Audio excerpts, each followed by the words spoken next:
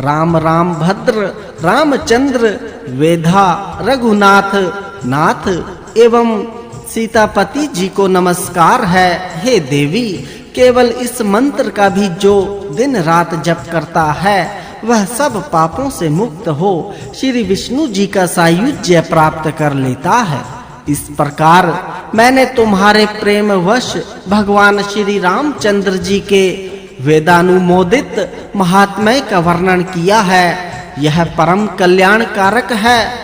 महामुनि वशिष्ठ जी कहते हैं, भगवान शंकर जी के द्वारा कहे हुए परमात्मा श्री रामचंद्र जी के महात्म्य को सुनकर पार्वती देवी रामाय रामभद्राय रामचंद्राय वेद से रघुनाथाय नाथाय सीताय पतये नमः इस मंत्र का ही सदा सब अवस्थाओं में जप करती हुई कैलाश में अपने पति के साथ सुख पूर्वक रहने लगी।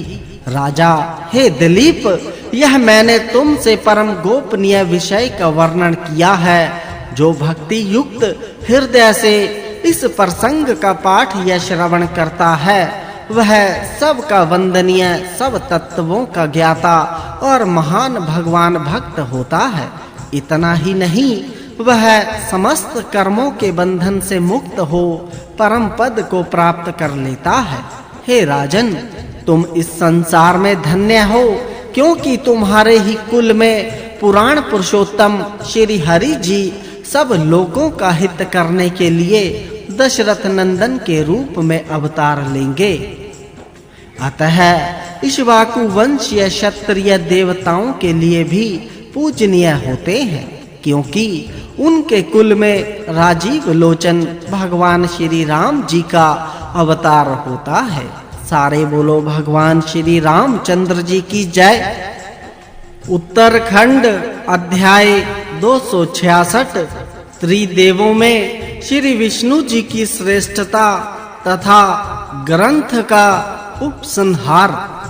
महामुनि वशिष्ठ जी कहते हैं, पूर्व काल की बात है, स्वयंभुव मनु परम उत्तम एवं दीर्घ काल तक चालू रहने वाले यज्ञ का अनुष्ठान करने के लिए मुनियों के साथ मंदराचल पर्वत पर गए। उस यज्ञ में कठोर व्रतों का पालन करने वाले अनेक शास्त्रों के ज्ञाता बाल सूर्य एवं अग्नि के समान तेजस्वी समस्त वेदों के विद्वान तथा सब धर्मों के अनुष्ठान में तत्पर रहने वाले मुनि पधारे थे। वह महायज्ञ जब आरंभ हुआ तो पाप रहित मुनि देवता तत्व का अनुसंधान करने के लिए परस्पर बोले, वेद वेता ब्राह्मणों के लिए कौन देवता सर्वश्रेष्ठ एवं पूज्य है? ब्रह्मा जी, विष्णु जी और शिव जी में से किसकी अधिक स्तुति हुई है? किसका चरणोदक सेवन करने योग्य है? किसको भोग लगाया हुआ प्रसाद परम पावन है? कौन अविनाशी परम धाम स्वरूप एवं सनातन परमात्मा है? किसके प्रसाद और चरणोदक पितरों को तृप्ति प्रदान करने वाले होते हैं? वहां बैठे हुए महर्षियों में इस विषय पर महान वाद विवाद हुआ। किन्हीं महर्षियों ने केवल रुद्र जी को श्रेष्ठ बताया। कोई कहने लगे ब्रह्मा जी ही पूजनीय हैं। कुछ लोगों ने कहा सूर्य जी ही सब जीवों के पूजनीय हैं, तथा कुछ दूसरे ब्राह्मणों ने अपनी सम्मति इस प्रकार प्रकट की, आदि अंत से रहित भगवान विष्णु जी ही परमेश्वर हैं। वे ही सब देवताओं में श्रेष्ठ एवं पूजन करने के योग्य हैं। इस प्रकार विवाद करते हुए महर्षियों से स्वयंभुव मनु ने कहा, वे जो शुद्ध तत्वमय कल्याणमय गुणों से युक्त कमल के समान नेत्रों वाले श्री देवी के स्वामी भगवान पुरुषोत्तम जी हैं, एकमात्र वे ही वेद वेता ब्राह्मणों द्वारा पूजित हैं। मुनि जी की यह बात सुनकर सब महर्षियों ने हाथ जोड़कर तपोनिधि भृगु जी से कहा, हे सुव्रत, आप ही हम लोगों का संदेह दूर करने में समर्थ हैं। आप ब्रह्मा जी, विष्णु जी तथा महादेव जी तीनों देवताओं के पास जाइए। उनके ऐसा कहने पर मुनि श्रेष्ठ भृगु जी तुरंत ही कैलाश पर्वत पर गए।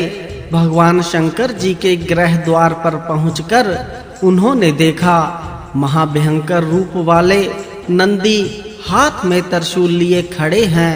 भृगु जी ने उनसे कहा, मेरा नाम भृगु है, मैं ब्राह्मण हूँ और देव श्रेष्ठ महादेव जी का दर्शन करने के लिए यहाँ आया हूँ।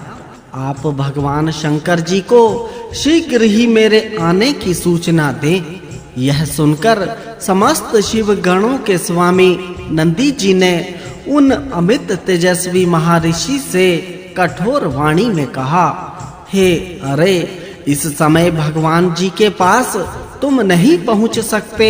अभी भगवान शंकर जी देवी के साथ क्रीड़ा भवन में हैं।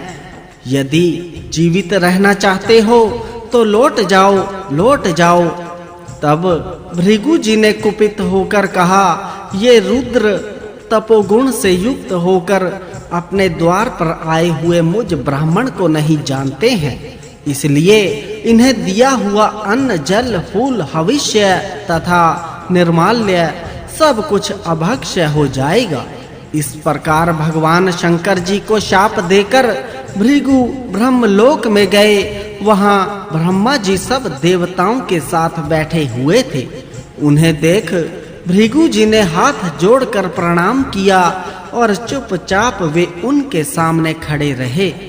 किंतु ब्रह्मा जी ने उन मुनि श्रेष्ठ जी को आया हुआ देखकर भी उनका कुछ सत्कार नहीं किया, उनसे प्रिय वचन तक नहीं कहा। उस समय ब्रह्मा जी कमल के आसन पर महान ऐश्वर्य के साथ बैठे हुए थे।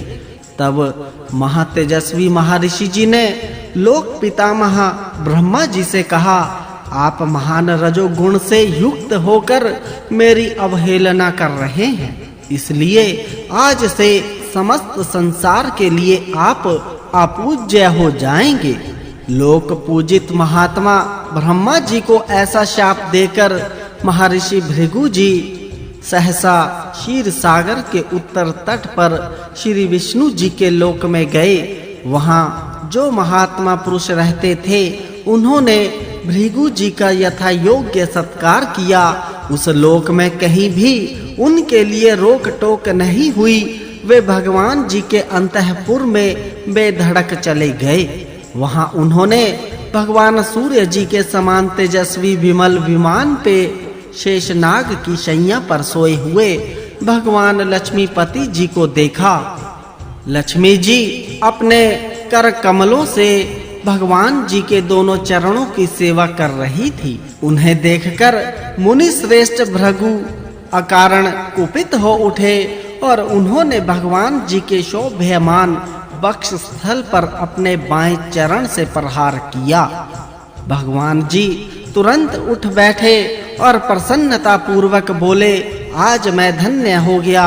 ऐसा कहकर वे हर्ष के साथ अपने दो हाथों से महर्षि जी के चरण दबाने लगे। धीरे धीरे चरण दबाकर उन्होंने मधुर वाणी में कहा, हे ब्रह्मर्षि, आज मैं धन्य और कृत्य हो गया। मेरे शरीर में आपके चरणों का स्पर्श होने से मेरा बड़ा मंगल होगा, जो समस्त संपत्ति की प्राप्ति के कारण तथा अपार संसार सागर से पार होने के लिए सेतु के समान है। वे ब्राह्मणों की चरण धूलियां मुझे सदा पवित्र करती रहें। ऐसा कहकर भगवान जनार्दन जी ने लक्ष्मी देवी जी के साथ सहसा उठकर दिव्य माला और चंदन आदि के द्वारा भक्ति पूर्वक भृगु जी का पूजन किया। उनको इस रूप में देखकर मुनि श्रेष्ठ भृगु जी के नेत्रों में आनंद के आंसू भर आए। उन्होंने आसन से उठकर करुणा सागर भगवान जी को प्रणाम किया और हाथ जोड़कर कहा, हे अहो, श्री हरि जी का कितना मनोहर रूप है, कैसी शांति है, कैसा ज्ञान है, कितनी दया है, कैसी निर्मल क्षमा और कितना पावन सतगुण है। हे भगवान, आप गुणों के समुद्र हैं। आप में ही स्वाभाविक रूप से कल्याणमय सतव गुण का निवास है। आप ही ब्राह्मणों के हितैषी, शरणागतों के रक्षक और पुरुषोत्तम जी हैं। आपका चरणोदक पितरों, देवताओं तथा संपूर्ण ब्राह्मणों के लिए सेव्य है। यह पापों का नाशक और मुक्ति का दाता है। हे भगवान, आप ही का भोग लगा हुआ प्रसाद देवता, पितर और ब्राह्मण सब के सेवन करने योग्य है। इसीलिए ब्राह्मणों को उचित है कि वह प्रतिदिन आप सनातन पुरुष का पूजन करके आपका चरणोदक ले और आपके भोग लगाए हुए प्रसाद स्वरूप अन्न का भोजन करें। हे प्रभु, जो आपको निवेदित किए हुए अन्न का हवन या दान करता है, वह देवताओं और पितरों को तृप्त करता तथा अक्षय फल का भागी होता है। अतः आप ही ब्राह्मणों के पूजनीय हैं। आप संपूर्ण देवताओं में ब्राह्मण तत्व को प्राप्त हो, क्योंकि आप ब्राह्मणों के पूज्य और शुद्ध सतव गुण से संपन्न हैं। ब्राह्मण लोग सदा आप पुरुषोत्तम जी का ही भजन करते हैं। जो आपका पूजन करते हैं वे ही विप्र वास्तव में ब्राह्मण हैं, दूसरे नहीं। इस विषय में संदेह के लिए स्थान नहीं है। देवकी नंदन श्री कृष्ण जी ब्राह्मणों के हितैषी हैं। श्री मधुसूदन जी ब्राह्मणों के हित चिंतक हैं। श्री पुंडरीकाक्ष ब्राह्मणों के प्रेमी हैं। अविनाशी भगवान विष्णु जी ब्राह्मण हितैषी हैं। सच्चिदानंद स्वरूप भगवान वासुदेव जी एवं अपनी महिमा से कभी रहित न होने वाले श्री हरि जी ब्राह्मणों के हितकारक हैं। भगवान नरसिंह जी तथा अविनाशी नारायण जी भी ब्राह्मणों पर कृपा करने वाले हैं। श्रीधर, श्रीश, गोविंद एवं वामन आदि नामों से प्रसिद्ध भगवान श्री हरि जी ब्राह्मणों पर स्नेह रखते हैं। यज्ञ ब्रह रूपधारी पुरुषोत्तम भगवान केशव जी ब्राह्मणों का कल्याण करने वाले हैं। रघुकुल भूषण राजीव लोचन श्री रामचंद्र जी भी ब्राह्मणों के सुहृद हैं। भगवान पद्मनाभ तथा दामोदर अर्थात श्री कृष्ण जी भी ब्राह्मणों का हित चाहने वाले हैं। माधव जी यज्ञ पुरुष एवं भगवान त्रिविक्रम जी भी ब्राह्मण हितैषी हैं। पीतांबरधारी ऋषिकेश जी श्री जनार्दन जी ब्राह्मणों के हितकारी हैं। श्रांग धनुष धारण करने वाले ब्राह्मण हितैषी देवता श्री वासुदेव जी को नमस्कार है। कमल के समान नेत्रों वाले लक्ष्मीपति श्री नारायण जी को नमस्कार है। ब्राह्मण हितैषी देवता सर्वव्यापी वासुदेव जी को नमस्कार है। कल्याणमय गुणों से परिपूर्ण सृष्टि पालन और संहार के कारण रूप आप परमात्मा जी को नमस्कार है। ब्राह्मणों के हितैषी देवता प्रद्युमन, अनिरुद्ध तथा संकर्षण को नमस्कार है। शेषनाग की शैया पर शयन करने वाले ब्राह्मण देव भगवान विष्णु देव जी को नमस्कार है। कमल के समान नेत्रों वाले श्री रघुनाथ जी को बारंबार नमस्कार है।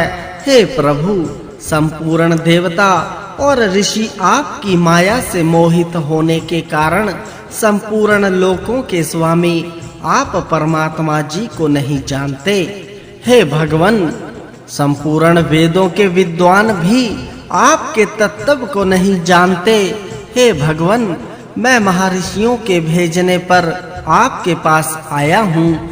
आपके शील और गुणों का ज्ञान प्राप्त करने के लिए ही मैंने आपकी छाती पर पैर रखा है। हे गोविंद, हे कृपा निधे, मेरे इस अपराध को क्षमा करें। ऐसा कहकर महर्षि भृगु जी ने बारंबार भगवान जी के चरणों में प्रणाम किया। भगवान जी के धाम में रहने वाले दिव्य महर्षियों ने भृगु जी का भली भांति स्वागत सत्कार किया। वहां से प्रसन्नचित्त होकर वे यज्ञ में महर्षियों के पास लौट आए।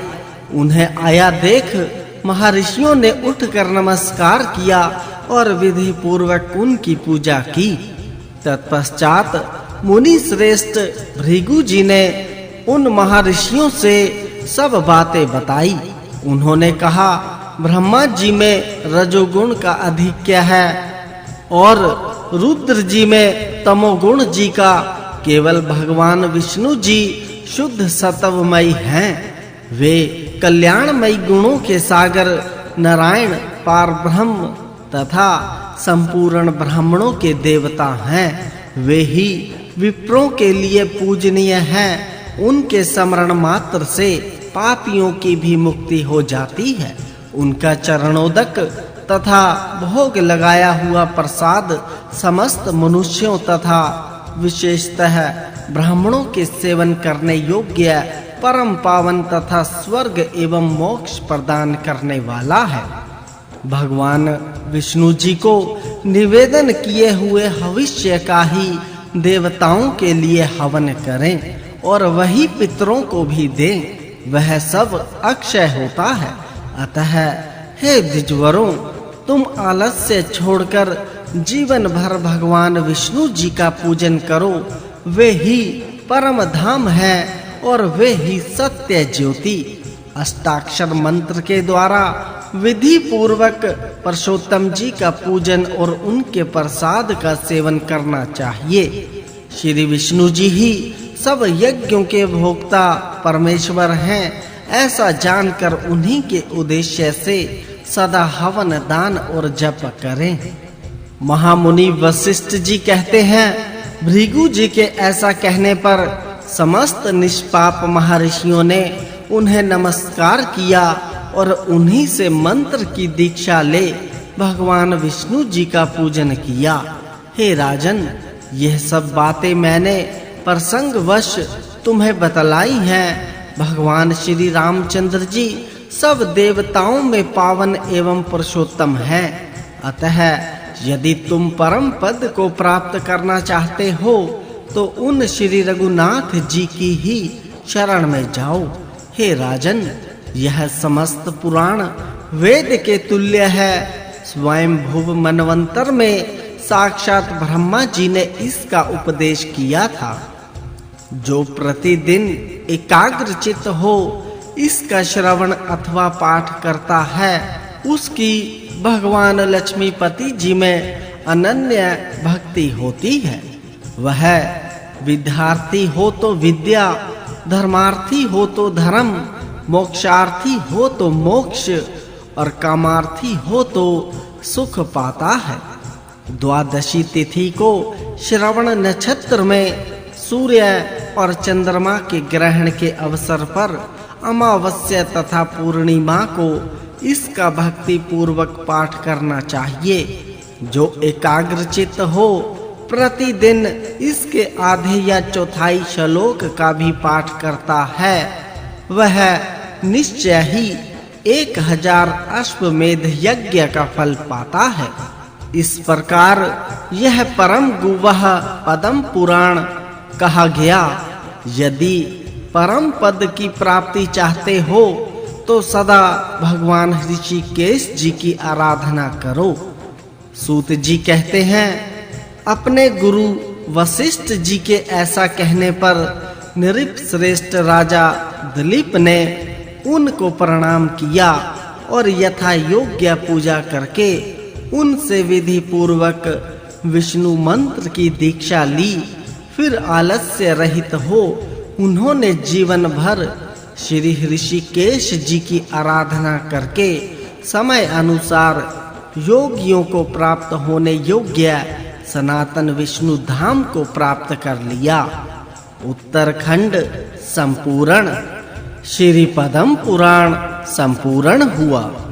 सारे बोलो भगवान श्री अनंत जी की जय।